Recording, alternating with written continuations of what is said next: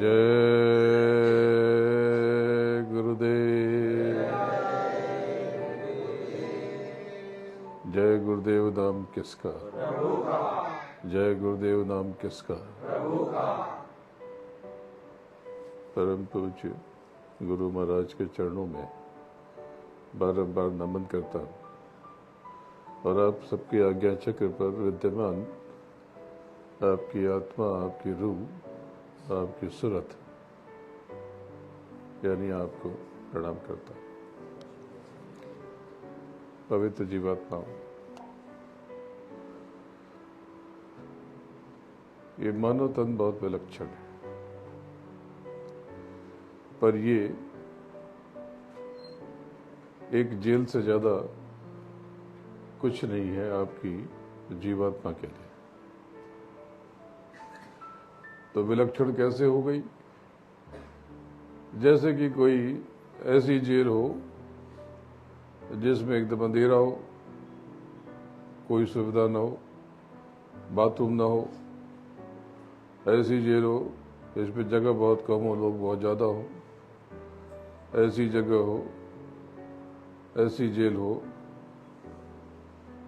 जिसमें बहुत नाना प्रकार के कष्ट हो, या ऐसी जेल हो जहाँ सुविधा हो, कमरे बड़े हों, बाहर निकलने की सुविधा हो, मंदिर मस्जिद हो, प्रार्थना कर सको, वहाँ स्कूल हो, पढ़ाई लिखाई कर सको। तो ये जो तन है, इसमें आप सब कुछ तो वैसे ही कर लेते हो जैसे पशु करते हैं, पक्षी करते हैं, भोजन करते हैं, संबंध बनाते हैं, उत्पत्ति करते हैं। लेकिन इस देह में जो आप कर पाते हो किसी योनि में नहीं कर पाते। इस देह में आप आत्मबोध कर सकते हो, अपने कर्मों पर काबू पा सकते हो, आप चिंतन कर सकते हो, आप नाम की कमाई कर सकते हो। तो आत्मबोध क्या है, नाम की कमाई क्या है, इसको समझने के लिए पहले आपको कुछ बातें जाननी होंगी कि पहले कुछ भी नहीं था। पहले कुछ भी नहीं था, न हवाएं कलाएं, कुछ भी नहीं। न मराठी, न गुजराती, न हिंदी, न अंग्रेजी, न जमीन, न आसमान, कोई जहान, कुछ भी नहीं था। बस एक अव्यक्त सत्ता थी जिसको कहने वाले निराकार और साकार के झगड़े में फंसा के कहते कि वो निराकार ब्रह्म है। वो अव्यक्त सत्ता। निराकार ब्रह्म कहने से काम नहीं चलेगा। निराकार मतलब जिसका बस आकार न हो, इतना ही नहीं। जिसका बोध है, जिसका पता है, उसका आकार भी है, उसका रूप स्वरूप भी है, नाम भी है। लेकिन उस अव्यक्त सत्ता का कोई नाम नहीं है, इसलिए उसे संतों ने कहा अनामी। अनामी, अव्यक्त, यानी गुरु महाराज। लेकिन उसी अव्यक्त सत्ता ने, उसी अनामी ने जब स्वयं को व्यक्त किया, स्वयं को नाम दिया, तो नाम देने के पहले जब वो नामी हुए, अनामी से जब नामी हुए, तो उसके पहले निर्गुण से सगुण हुए, निराकार से साकार हुए। तो ये कैसे हुआ? इन्होंने अपना विस्तार किया।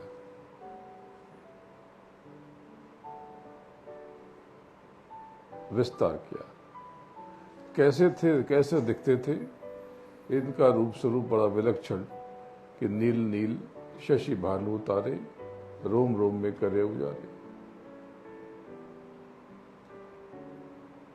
शब्द भी इनके भीतर था, सुरतें भी इनके भीतर थी, आत्माएं इनके भीतर थी, वो भी व्यक्त नहीं थी। इनका लोग, अनामी लोग, अनामी पुरुष ही अनामी लोग, इनके बारे में जिव्या से बताना बहुत मुश्किल है। इनके बारे में क्यों, इनके ऊपर भी बताना मुश्किल है। इन्होंने विस्तार किया अगम, अलख और सत्य। सत्य यानी सार, यानी मूल। हिंदू इनको पूर्ण ब्रह्म कहते, मुसलमान इनको हक कहते, सिख इनको सदश्री अकाल या अकाल पुरुष कहते। हर धर्म में इनका वर्णन है। यही सिया राम है, यही राधे श्याम है, यही राधे श्याम। तो क्या यही राम है? ये राम नहीं है, ये सिया राम है, ये सिया राम है। यही राधे श्याम है, यही राधा स्वामी, ये राधा स्वामी या राधा स्वामी दयाल है। यही दयाल है और यही कृपाल है, यही रहमान है। अगम और अलख, यहां पर मालिक तो है, लोक भी है, शब्द भी है, पर रचना नहीं। जिन्होंने इनको पाया उन्होंने कहा कि ये पाना इतना विलक्षण है कि बताना संभव नहीं है, बता नहीं सकते। लेकिन बोले जो कुछ है वो बहुत अद्भुत है, दिव्य है, परम है, अनोखा है। बोले सोचा भी नहीं था कि ऐसा है। लेकिन सत्य और सार ये बहुत ऊंचा और बहुत अनूठा धाम है, लोक है। और इनके मालिक ये पूर्ण ब्रह्म है। इस सत्य लोक, सार लोक, इसी को सचखंड कहते हैं, इसको अमरपुरी कहते हैं। और यही अकाल तख्त है, यही अकाल तख्त है। यहां पर सुरतें अपने मालिक में से प्रकट होकर के बाहर मालिक के साथ सुरतों का समंदर, जितनी सुरतें यहां पर हैं सब सत्य है, सब सत्य स्वरूप। जो जिसको पाता है वो वही हो जाता है।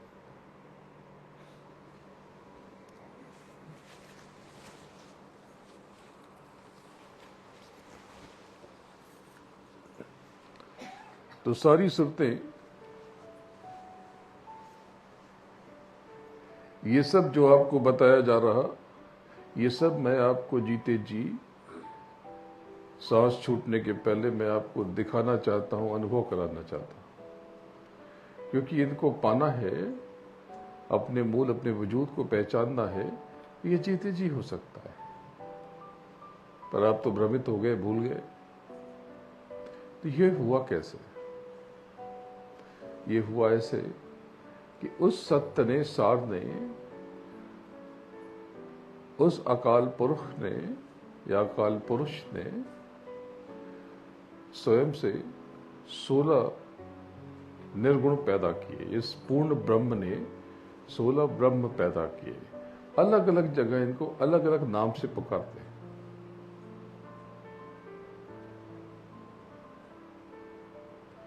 लेकिन आप इनको 16 निर्गुण समझ लो, 16 पुत्र समझ लो।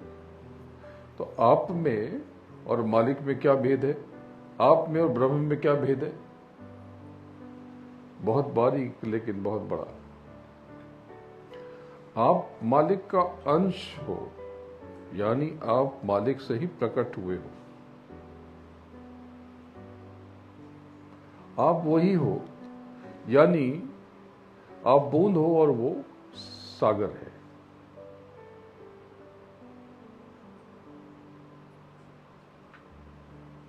लेकिन उस मालिक ने स्वयं से एक 16 चेतनाएं जो निकाली, वो 16 पुत्र हैं, पुत्र और पिता। इस लिहाज से सारी सुरतों के जो सुरतें स्वयं को जान लेती हैं, ब्रह्म उनके पुत्र हो जाते। इसीलिए आपको बताने की कोशिश की गई कि जो सूरतें गुरुमुखी हो जाती हैं उनका कोई बाल भी बांका नहीं कर सकता। ये सारी सकारात्मक और नकारात्मक शक्तियां उन सुरतों की जो गुरुमुखी हैं, जो प्रभुमुखी हैं, जो सत्यमुखी हैं, जो सत्संगी हैं, उनका अनुसरण करती है, उनकी सहायता करती है। ये जो सत्संग आप कहते हो, सत्संग का मतलब क्या है? सत्संग का मतलब क्या? प्रवचन, कीर्तन, गाना बजाना या भाषण? इनमें से कुछ नहीं है। सत्संग ये खामोश रह के भी सत्संग हो सकता है, और आगे आप सब उसी दिशा में बढ़ रहे। एक समय ऐसा आएगा जब सत्संग खामोश रह के होगा। ये जो आपको बोल के बताया जा रहा, ये आगे आने वाले समय में बंद हो जाएगा। ये मत कहना कि आपने बताया नहीं, मैं कहीं जा नहीं रहा, लेकिन ये कुछ समय के लिए बंद हो जाएगा। जो पुराना कहा गया, बताया गया, उसी को सुनना पड़ना। कोई कहीं जा नहीं रहा। दुखी मत होना, और दुखी होना तो इस बात पे होना कि सांसों की पूंजी व्यर्थ खर्च हो रही, बिना मतलब की जमीलों में खर्च हो रही।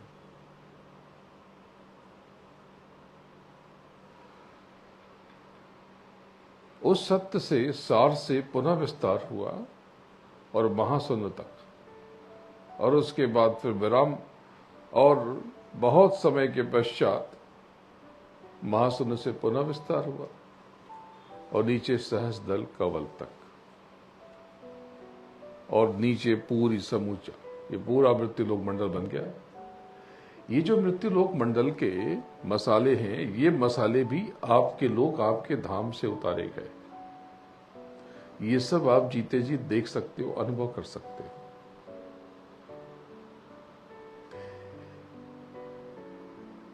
मालिक ने, सत्य पिता ने, सार पुरुष ने सुरतों का, जीवात्मा, आत्माओं का, जीव तो नीचे, सारी जीवात्मा, ऊपर तो जीव है नहीं, इसके ऊपर शिव है, इसके ऊपर हंस है। तो समझने के लिए कि ये आत्माओं का खजाना, इतना सा एक बूंद खजाना, एक बूंद खजाना, यानी एक बूंद आत्माएं नीचे उतारी, यानी वो समंदर, और जितनी है वो बूंद। जैसे सुबह आपको बताया कि इस सूरज के सामने ऐसे ऐसे सूरज हैं जिनके आगे ये सूरज राई के बराबर है। इसका मतलब ये नहीं कि सूरज सिमट के राई बन जाएगा। उस सूरज के आगे, उन सूरजों के आगे, उन सूर्यों के आगे हमारा ये सूरज, इसकी कोई हैसियत नहीं। ऐसे ऐसे सूरज। तो इसी प्रकार से एक बूंद खजाना उतारा गया नीचे 16 हिस्सों में। एक एक हिस्सा हर जगह गया, हर धनी के पास। अब इस भेद को समझो, इसको खोल के नहीं कहा गया। हर हिस्सा। अब धीरे धीरे भेद खुलना शुरू हुआ। ये सारा भेद महापुरुषों ने खोला नहीं, क्योंकि आप समझ न सकोगे और भ्रमित रह जाओगे। ये जितने भी 16 पुत्र यानी 16 ब्रह्म, ये अपने मालिक की उपासना कर रहे, उनका ध्यान कर रहे, उन्हीं में लीन है। तो सबसे निचले जो यहां की निजाम जिनके पास में है, उनको समय पुरुष कहते हैं, उनको काल पुरुष कहते हैं, इन्हीं को ईश्वर कहते हैं। यही ऋषभ देव है, यही सल्लल्लाहु अलैहि वसल्लम है, और यही राम के अवतार है। राम अलग, सिया राम अलग। और राम यानी 10वें द्वार के मालिक। लेकिन ये राम के अवतार हैं। ये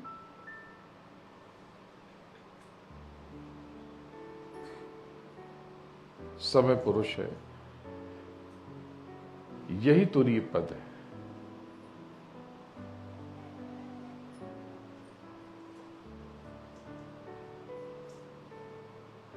और ये जहां बैठे हैं इनका लोक बड़ा अनोखा, ऐसा अनोखा ऋषभ देव का लोक आप कल्पना नहीं कर सकते। ऋषभ देव के लोक में केवल प्रेम ही प्रेम है, आनंद ही आनंद है। और जितनी यहां पे सुनते हैं ये सब ईश्वर है, सब ऋषभ देव है।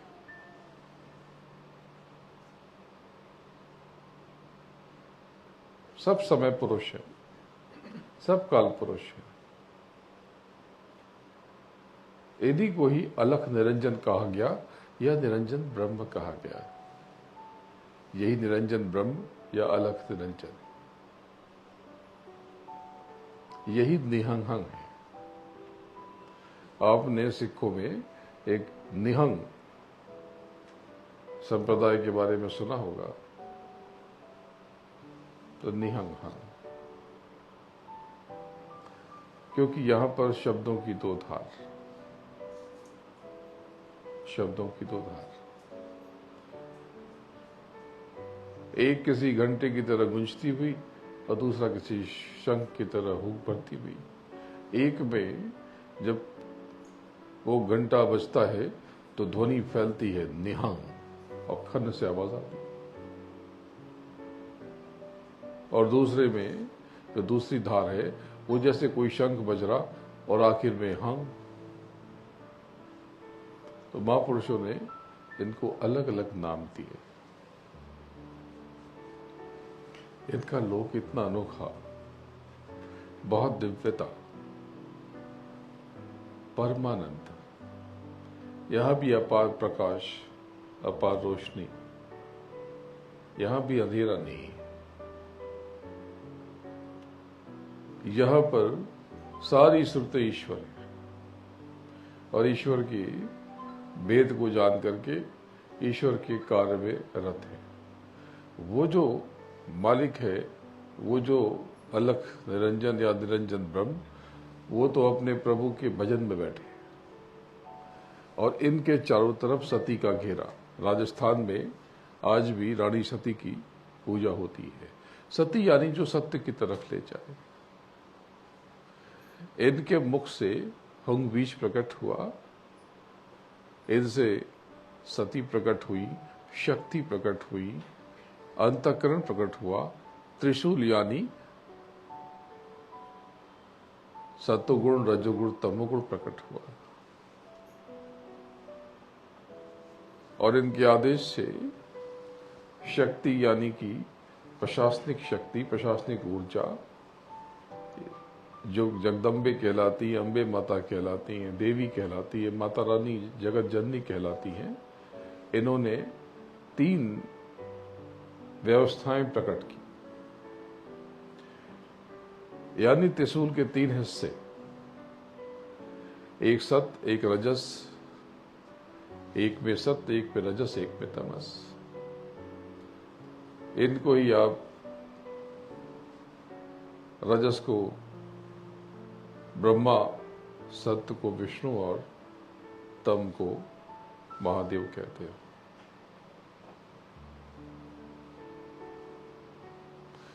इनको ही वो जीवोडी गॉड कहते हैं। इन्होंने मिला दिया, क्योंकि वैकुंठ की पूरी शक्ति को इन्होंने एक शक्ति मान लिया और एक नाम दे दिया गॉड। दरअसल गॉड शब्द उस पूर्ण ब्रह्म के लिए भी कहीं कहीं इस्तेमाल किया। इसीलिए जो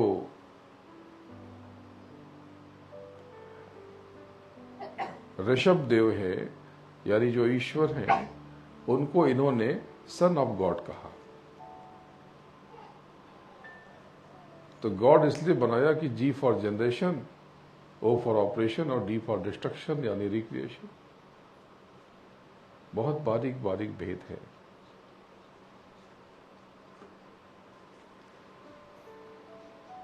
ईश्वर के मुख से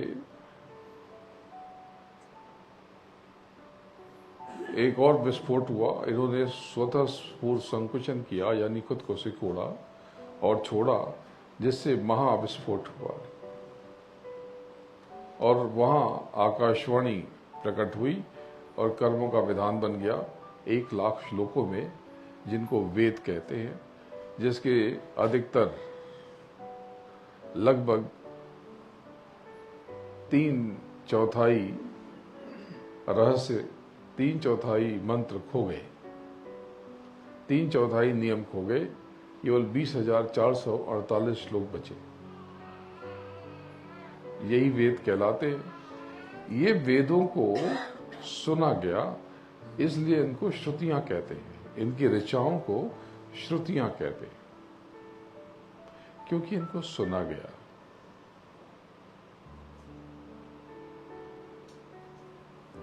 इसके पश्चात जगदम्बा ने स्वयं से हंग बीज प्रकट किया और वैराट के साथ 9 करोड़ दुर्गा और 10 करोड़ शंभू प्रकट हुए। वो शंकर या महादेव अलग है, शंभू अलग है। कहने को कुछ भी कह दो, लेकिन ये सारा भेद अब मैं आपको दिखाना चाहता हूं, आपको महसूस कराना चाहता हूं। अभी तो कुछ भी बताया नहीं। जब आप महसूस करोगे तो हैरान रह जाओगे। बंद आंखों से किसी स्थिति को महसूस करना और खुली आंखों से चीजों को परखने में फर्क है। जैसे ये बेटे, इन्होंने कई बार कहा कि यहां पास में एक जगह लवासा है, वहां चलते हैं। अब मैं मान लो मैं लवासा जाऊं और मेरी आंखें बंद हो, ये बताएं, केवल मान लो आंखों में कोई तकलीफ हो, समस्या हो, ये बताएं कि इधर पहाड़ है, इधर झरना है, इधर लेक है, इधर वाटरफॉल है, ये मैं सुनूं या फिर मैं इसको देख लूं, दोनों में फर्क है। दोनों में बहुत बड़ा फर्क है।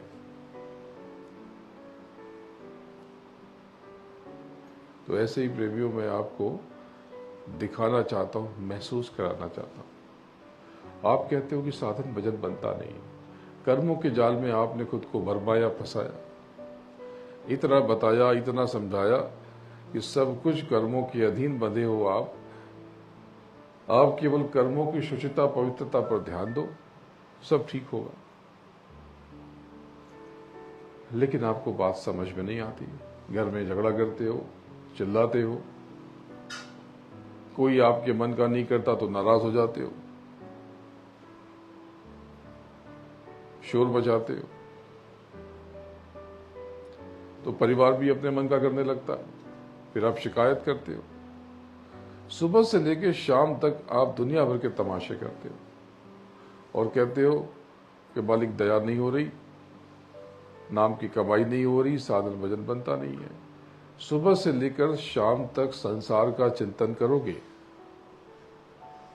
कैसे पाओगे? नाम की कमाई यानी वो जो शब्द जिससे सब कुछ विस्तार हुआ, जो आपका मूल है, आपकी आत्मा भी शब्द स्वरूप है। उस शब्द को, उस नाम को अंतर में सुनना बहुत सहज और सरल। इससे आसान युक्ति तो कलयुग में थी ही नहीं।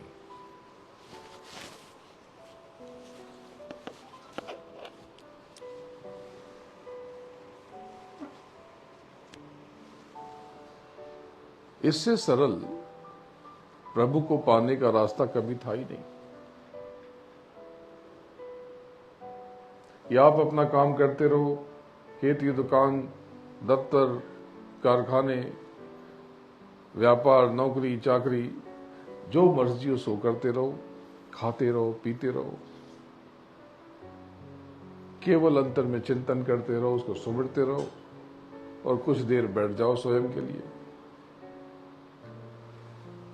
कितना सरल, कितना सहज और कितना सरल, कितना आसान। 3-3 घंटे सिनेमा देख लेते हो। आजकल नई चीज आ गई, लंबे लंबे नाटक बनने लगे। पहले तो एक हफ्ते में एक दिन या रोज एक दिन आता था, अभी तो एक साथ ही 50, 10, 20 हिस्से आ जाते हैं। तो उसको आप कहते हो वेब सीरीज। उसमें 2-2 घंटा, आधा आधा घंटा, 1-1 घंटा एक एक हिस्सा देखते हो। 10-10 घंटे तक आप रात को 3 बजे तक देखते रहते हो। यहां बैठे कई लोग, सब जानता हूं। मैंने कभी मना नहीं किया कि आप ये करो ये मत करो। मैं सिर्फ इतना ही कहता हूं कि आप निर्लिप्त रहो और नाम की कमाई में लगे रहो।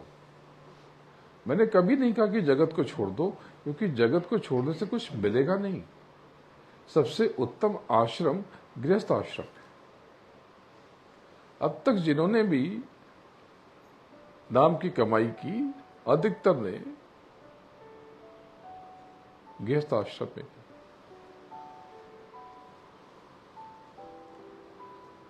अनामी जब भी देह पहनते हैं वो अधिकतर गृहस्थ आश्रम के बाहर रहते हैं, और नामी जब जब देह पहनते हैं वो गृहस्थ आश्रम में रहते हैं। ये भी भेद जान लो। ऐसा नहीं कि अनामी गृहस्थ आश्रम में नहीं रहे, पर कम रहे, और रहे तो उनका गृहस्थ आश्रम अजीब हो गया या छोड़ना पड़ा या उन्होंने छोड़ दिया। अब ये इसमें बहुत भेद है, बहुत रहस्य है। ये कभी आराम से व्यक्तिगत रूप से आपको बताऊंगा। इसको बहुत जानने की जरूरत नहीं, लेकिन जो कहना था इशारे में सब कुछ कह दिया। इसको यूं समझो कि गृहस्थ आश्रम से अच्छा आश्रम कोई नहीं। जो चीज आपको मिल जाती है फिर उसकी आसक्ति कम हो जाती है, और जो चीज नहीं मिलती उसकी कामना में लगे रहते हो। उल्टे पुल्टे चिंतन होते रहते हैं। दुनिया जिसे कहते हैं जादू का खिलौना है।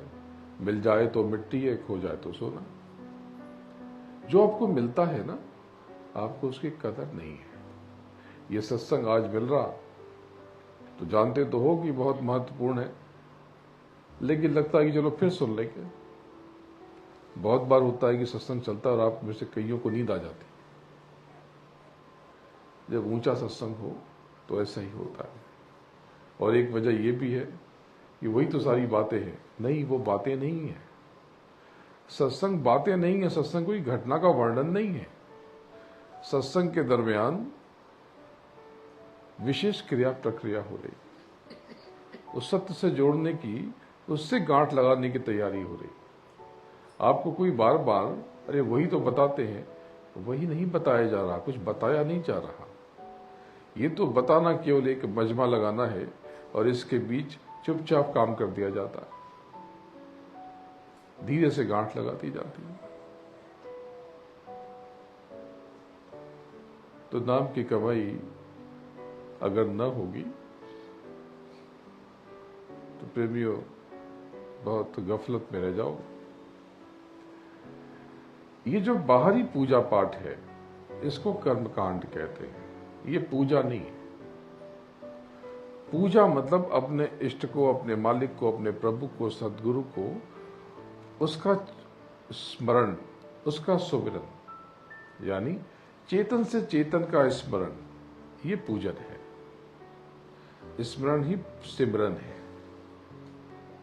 सुमिरन है। अष्टांग योग में यही धारणा है। अष्टांग योग को मत समझ लेना कि अरे ये हम लोगों का नहीं है। नहीं, तरीका यही है कि नियम से रहना, संयम से रहना, अनुशासन में रहना, देह को ठीक रखना, इसके लिए जो आवश्यक जरूरी चीजें हैं वो करना, सांसों को बचा करके रखना, प्राणायाम, प्रत्याहार यानी जगत में रह के जगत से विमुख हो जाना, दिशा बदल देना, धारणा यानी सिमरन, धारण करना। क्या धारण करना? नाम को धारण करना, अपने लक्ष्य को धारण करना, अपने मालिक के चिंतन को धारण करना, और ध्यान भजन यानी एक बिंदु पर केंद्रित करके समाधि यानी समा जाना अपने मूल में, अपने प्रभु में, अपने स्वामी में, अपने सदगुरु में। समाधि, समा जाना। समाधि का मतलब देह की मृत्यु नहीं है। हाँ, जब समाधि हो जाती है तो आप जीवन